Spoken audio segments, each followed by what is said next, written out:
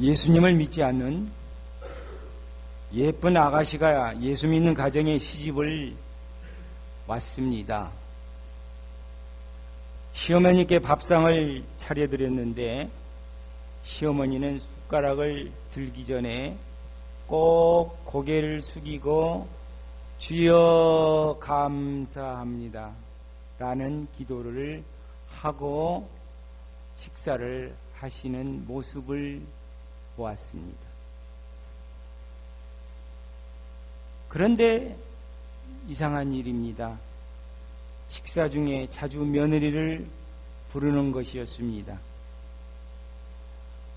아가, 왜 이렇게 국이 싱거우냐?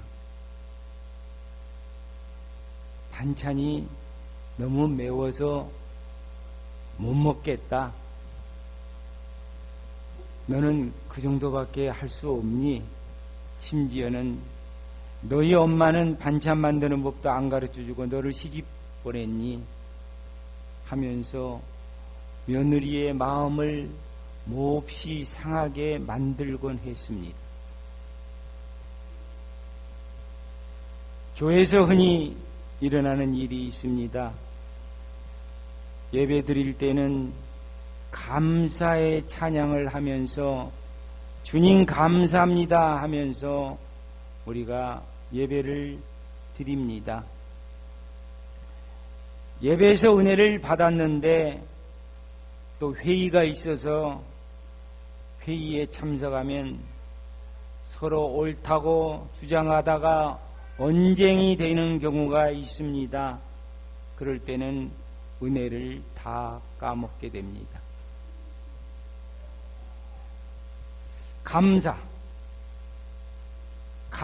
감사가 무엇일까요? 예수 믿는 사람들이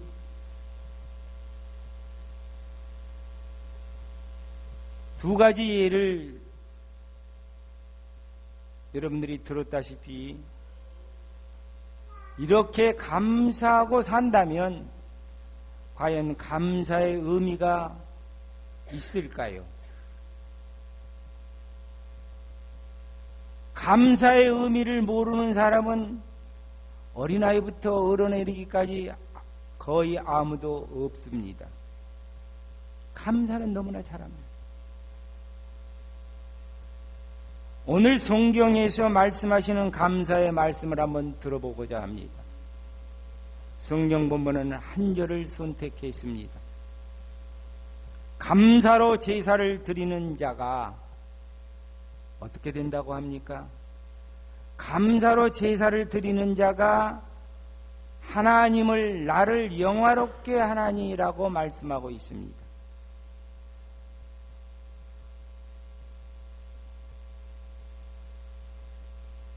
제사는 오늘날 예배입니다.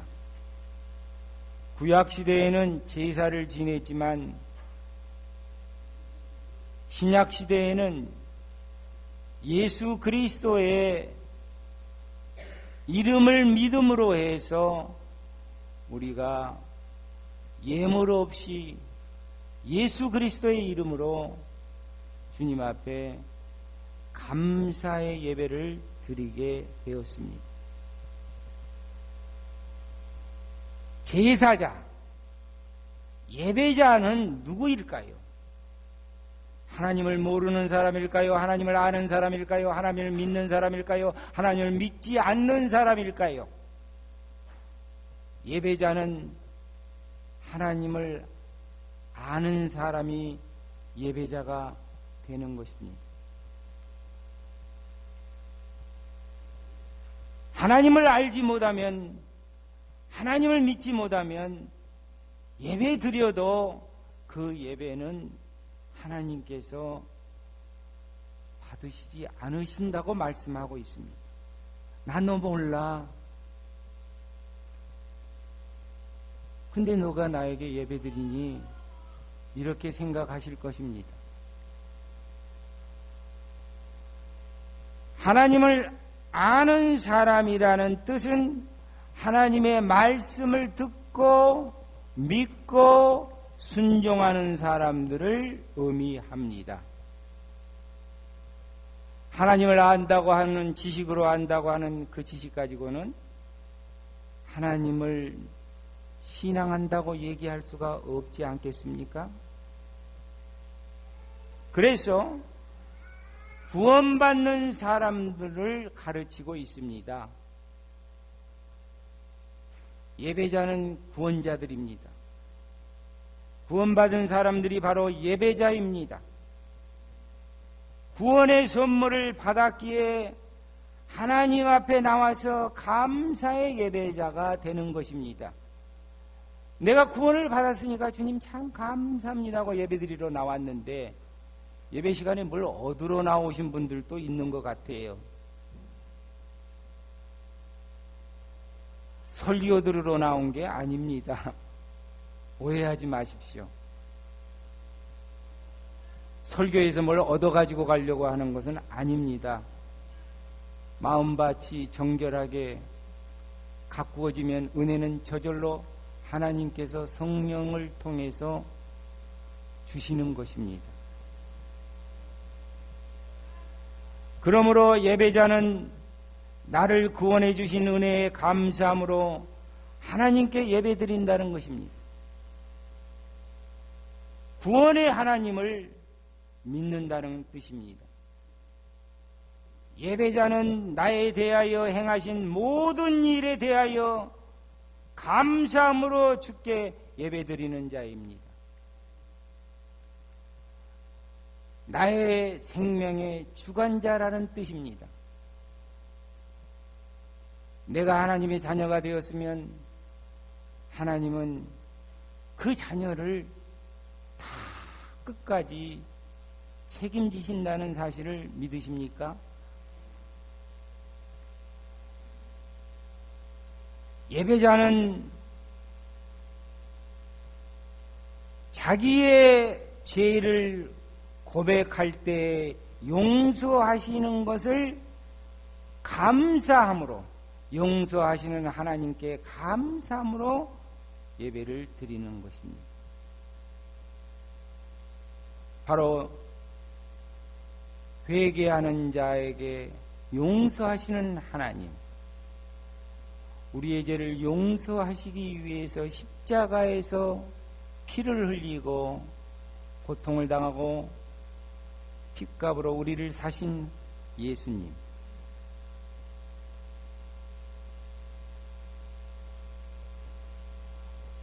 우리의 바로 믿는 사람의 특권이라고 한다면은 고백하는 죄가 용서받을 수 있던 그러한 사람이 된 것을 우리는 하나님께 받은 특권이라고 말할 수가 있습니다.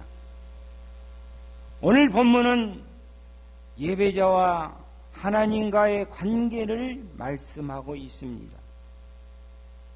하나님과 관계를 맺는 것은 바로 제사를 통해서 관계를 맺는다는 말씀입니다. 예배를 통해서 관계가 형성이 된다는 것입니다.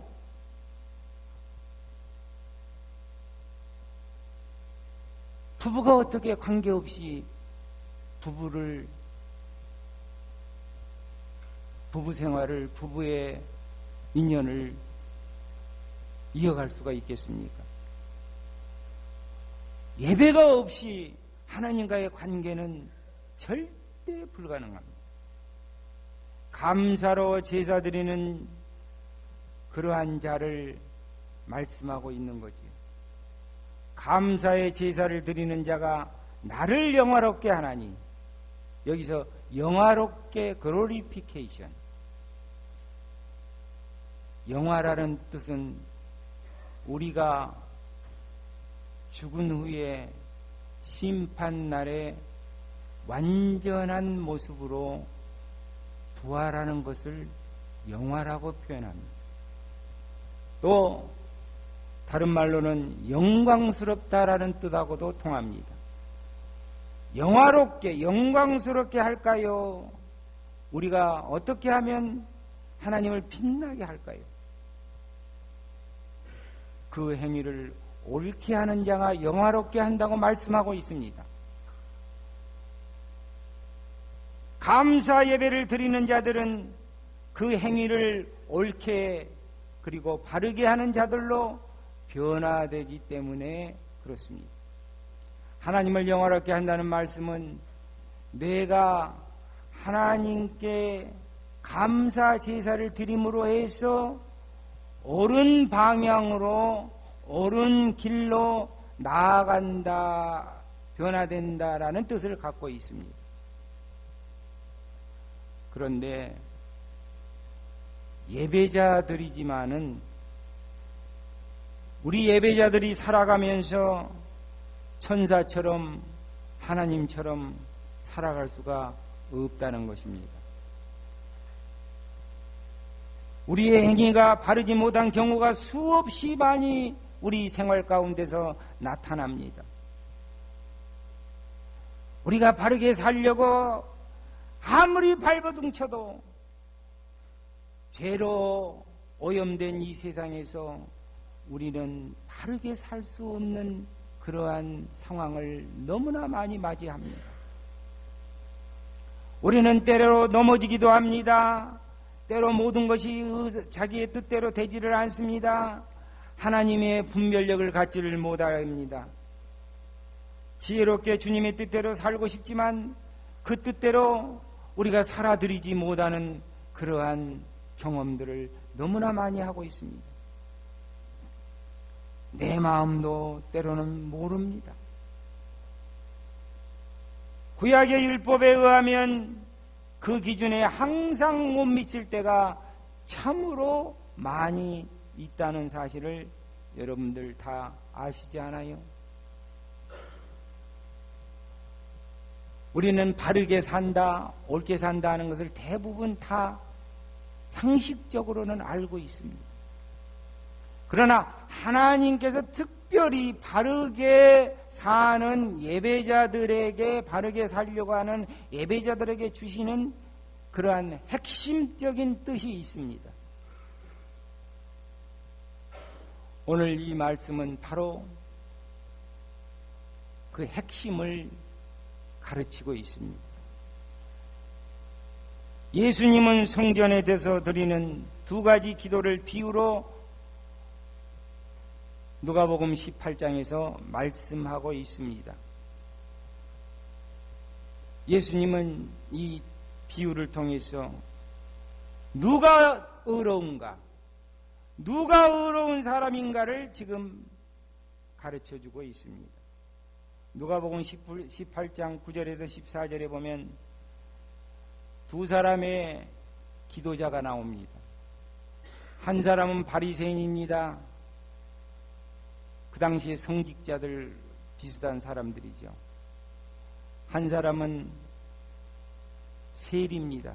사람들이 손가락질하는 세금 받는 사람입니다. 그런데 이 두 사람이 와서 기도하는 모습을 이렇게 보입니다. 바리새인은 무릎을 꿇고 성전에서 기도하기를 나는 불의하지 않습니다. 나는 의롭습니다. 나는 저 세리와 다른 것을 감사합니다. 나는 일에 한 번씩 금식하고 정기적으로 금식한다는 것입니다. 11조를 드립니다. 이렇게 기도를 하면서 자기의 의를 하나님 앞에 자랑합니다. 그런데 한쪽 구석이에서 세리는 하늘을 쳐다보지 못하고 우러러보지 못하고 가슴을 치면서 여호와여 나는 죄인입니다라고 기도하는 모습을 보여주는 것입니다. 예수님은 이 비유에서 누가 의인이냐? 바리새인입니까? 세리입니까?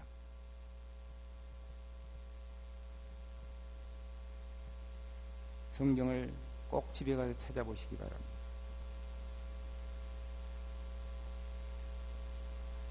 세리를 의롭다고 말씀하고 계십니다.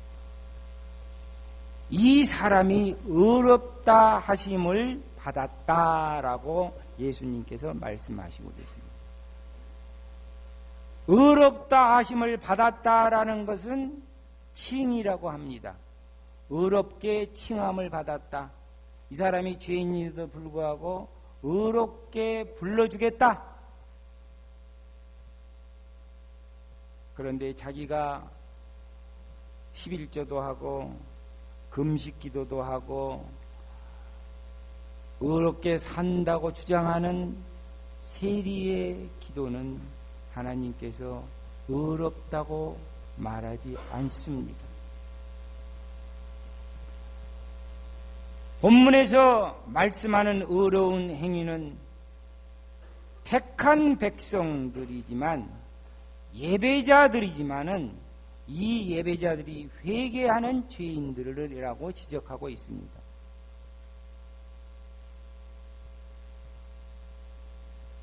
우리가 예배를 시작하면서 목회 기도를 하지요. 상한 마음과 통해하는 심령을 주님께 고백하자. 그리고 주님께 예배를 드리러 나가자고 목회 기도를 하면서 예배를 시작하고 있는 이유가 있습니다.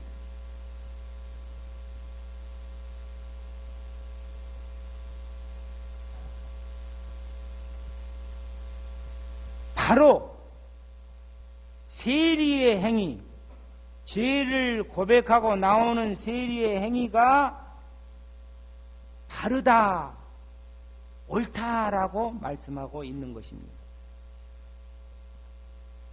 만일에 예배자의 행위가 바리새인처럼 옳다면은 하나님 앞에 나올 이유가 없습니다. 예배드릴 이유도 없습니다.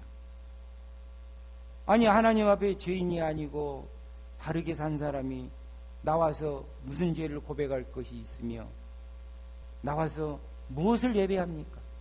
무엇을 감사합니까? 자기가 의인인데.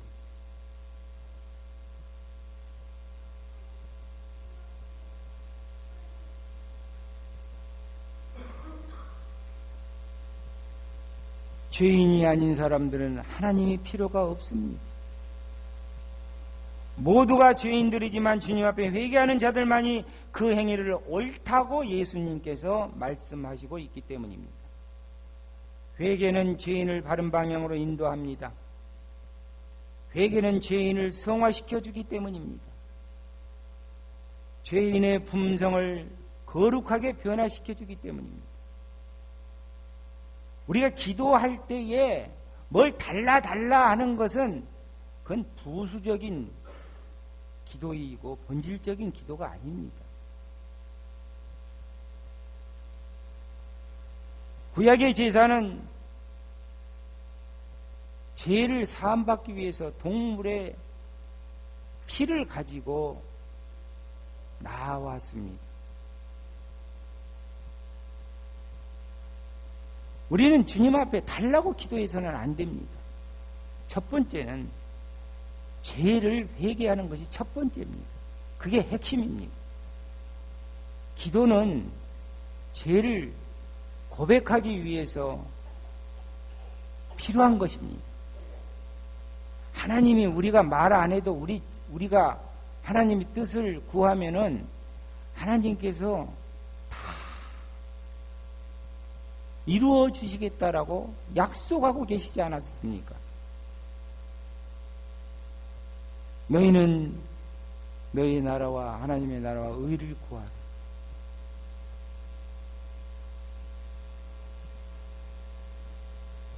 그러면 모든 것을 더하시리라.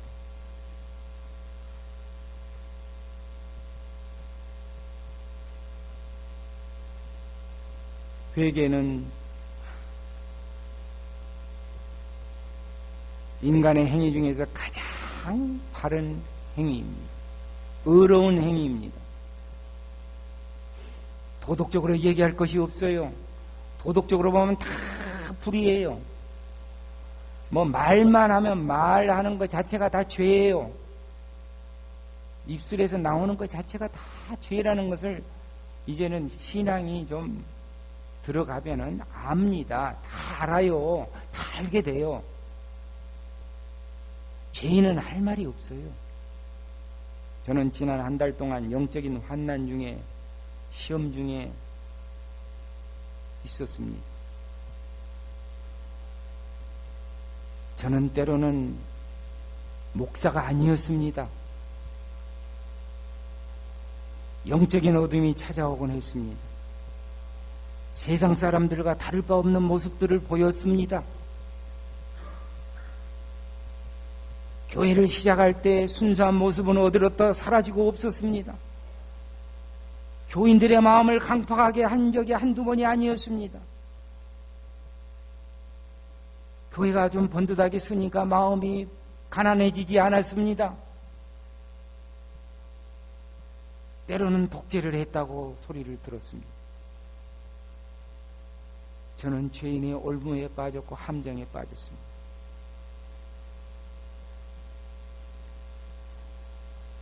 주위 사람들조차 나를 가만히 두지 않았습니다. 내가 사랑해왔던 사람들에게 영적으로 판단을 받기 시작했습니다.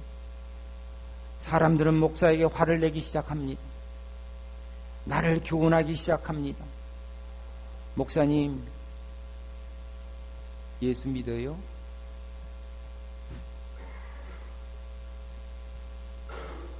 저는 이 소리도 들었습니다.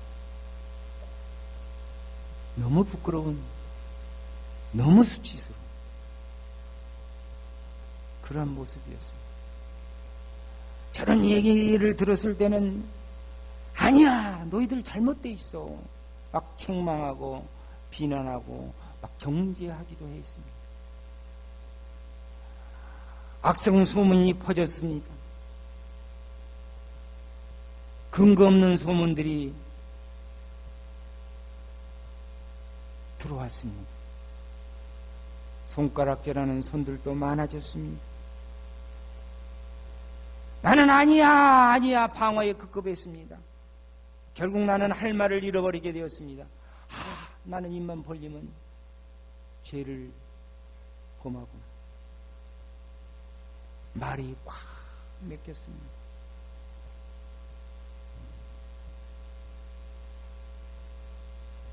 나를 이곳에 보낸 주님 앞에 나는 할 말을 잃었습니다. 아무도 나를 보내지 않았습니다. 하나님이 나를 이곳에 보냈습니다. 주님께 하소연합니다. 주님, 사명을 마무리하지 못하고 떠나야 할까요?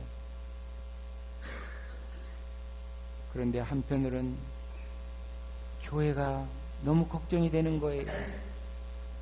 누가 이 교회를 회복시켜 줄까? 물론 하나님이 회복시켜 주시겠지요. 나를 격려해 주고 사랑해 준 사람들의 얼굴이 스쳐갔습니다. 내가 저들과의 오랜 10년 이상의 관계를 파괴할 만큼 저들에게 내가 죄인일까? 나에게 하나님이 떠나셨다는 말인가? 나는 회개 없는 예배자가 되었습니다. 회개 없는 죄인이 되었습니다. 외로움에 둘러싸여 있게 되었습니다. 영적인 기쁨을 상실한 예배자로 떨어져 버렸습니다. 모든 것이 복이 되었습니다. 그런데 오늘날 잠 못 자는 새벽에 하나님의 음성이 들렸습니다. 베델로 올라가라. 하나님의 집으로 올라가라. 그날 나는 보따리를 싸들고 기도원으로 올라가게 되었습니다. 기도가 시작되었습니다. 성령님께서 나의 죄를 비춰주기 시작합니다. 회개가 시작된 것입니다. 모든 책임이 너에게 있어. 하나님이 나를 책망하였습니다. 너는 이 교회의 대표지 않아. 내가 너를 대표로 삼았지 않아. 네가 다 책임져야지. 저는 할 말이 없었어요. 그래서 그동안 나를 향해서 소리를 지르고 나를 향해서 책망을 하고 나를 향해서 판단을 하고 나를 불편하게 했던 사람들을 한 사람 한 사람 떠올리면서 감사하기 시작했습니다. 이게 저절로 감사하게 되더라고요. 아, 이 사람 입술을 통해서 하나님이 이렇게 나에게 말씀하셨구나. 그 사람이 감사합니다. 그 사람이 나에게 그런 말을 안 해줬으면 내가 어찌 회개할 수 있겠단 말이야. 내가 어찌 내 죄를 깨달을 수 있단 말인가.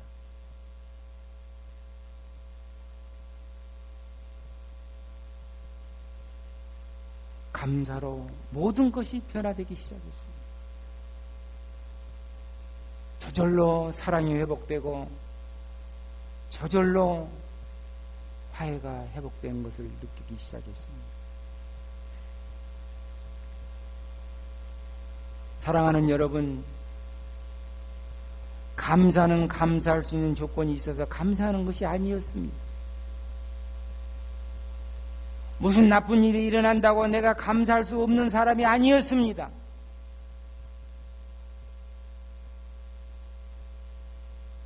나는 예배자였기 때문에 하나님이 내 생명을 주관하고 있었기 때문에 내가 무슨 일을 당해도 범사에 감사할 수 있는 사람이 되어야 했던 것입니다. 범사에 모든 일에 항상 감사하는 사람. 환경이 나빠지거나 남들이 나를 손가락질하거나 나를 책망하거나 다 문제가 있어서 그렇구나. 나는 붕괴하기도 했고 분노하기도 했지만 회개했습니다. 예배자는 무슨 일을 당해도 감사할 수 있는 자였습니다. 주님이 함께 계시기 때문에 합력하여 소원을 이룬다는 결과가 바로 있다는 것입니다. 하나님께서 그 결과를 책임지시겠다는 것입니다. 그래서 하나님께서는 회개하는 자를 옳게 여기신다고 말씀하고 있습니다. 우리가 지금 감사할 때 잘못한 것들이, 잘못 생각한 것들이 많이 있습니다. 감사할 여건이 되면 감사한다고 생각하는 사람들이 있다면 그건 잘못된 것입니다. 믿는 사람들은 그렇지가 않아요. 죽어도 감사해야 됩니다. 사자밥이 되어도 감사해야 됩니다. 십자가에 매달려도 감사해야 됩니다. 감사해요. 왜? 하나님이 내 영혼을 아름다운 곳으로 데려가도록 우리에게 확인시켜 주시고 믿음을 주셨기 때문입니다. 범사에 감사하라. 이는 그리스도 예수 안에서 너희를 향하신 하나님의 뜻이니라. 범사, 평범한 일, 모든 일에서 감사하라. 이 비밀을 깨닫게 되었습니다. 이 말씀의 진정한 의미를 알게 되었습니다. 모든 일에 감사하라. 사도 바울은 이 비밀을 알고 있었던 것입니다. 감사함으로 그 문에 들어가며, 감사함으로 구원의 문에 들어가며, 감사함으로 하나님의 나라의 문에 들어가며, 찬송함으로 그 궁전에 들어가서 그에게 감사하며. 감사하는 자는 구원의 문에 들어갑니다. 여러분, 감사하시기 바랍니다. 범사의 모든 일에 감사해서요. 믿으면 감사가 될 것입니다. 너는 환난 날에 나를 부르라. 내가 건지리라.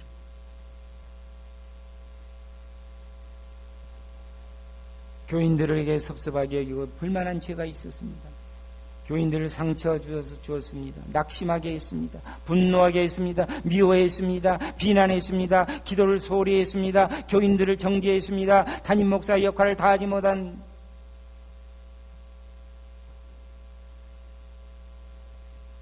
아프다는 핑계로 소홀히 한 적이 한두 번이 아니었습니다.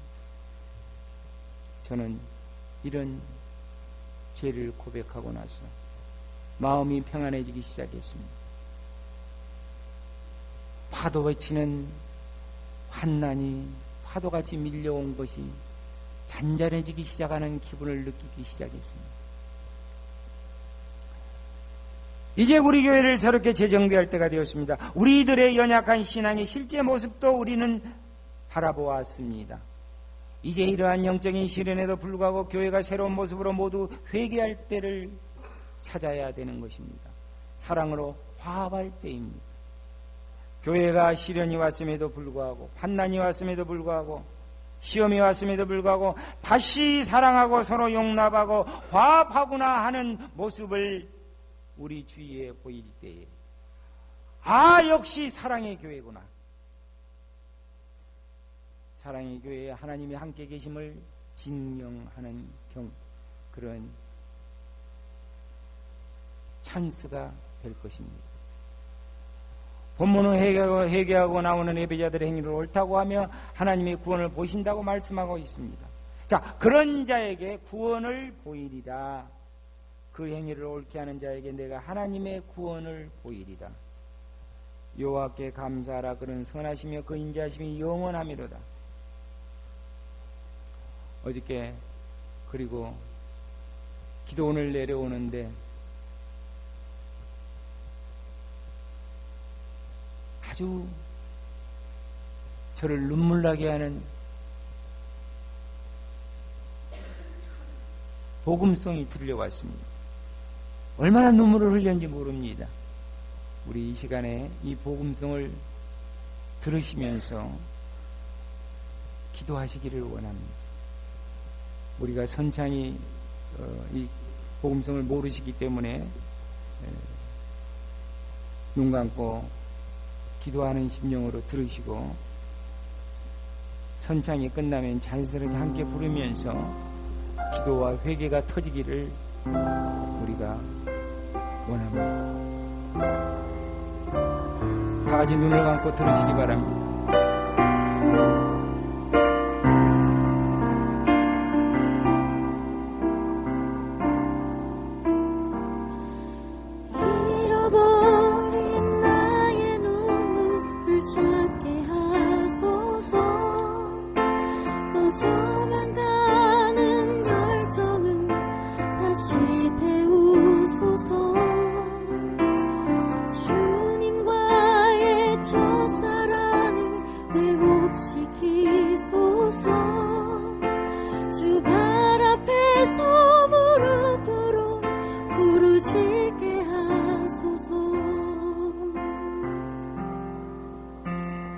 찬양할 때 내 영이 춤추게 하소서. 내 삶으로 주의 영광을 드러내게 하소서. 예배할 때 내 영이 기쁘게 하소서. 내 온몸이 주의 향기로 가득하게 하소서.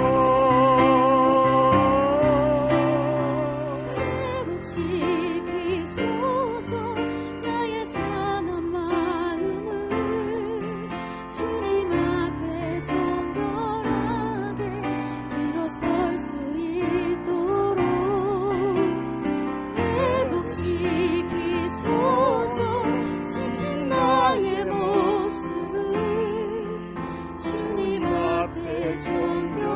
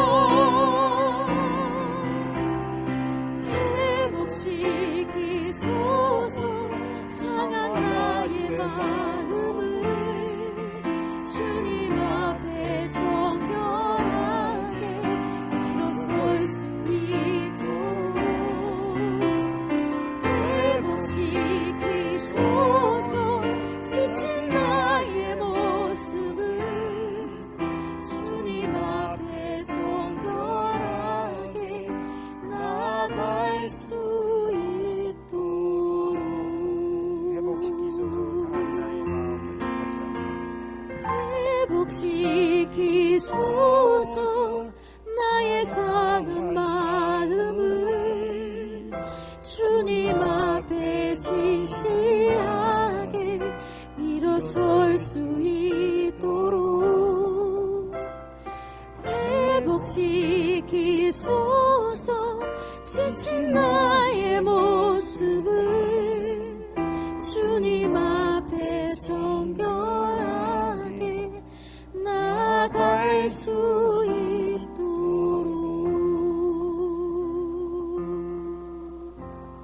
우리 다 같이 기도합니다.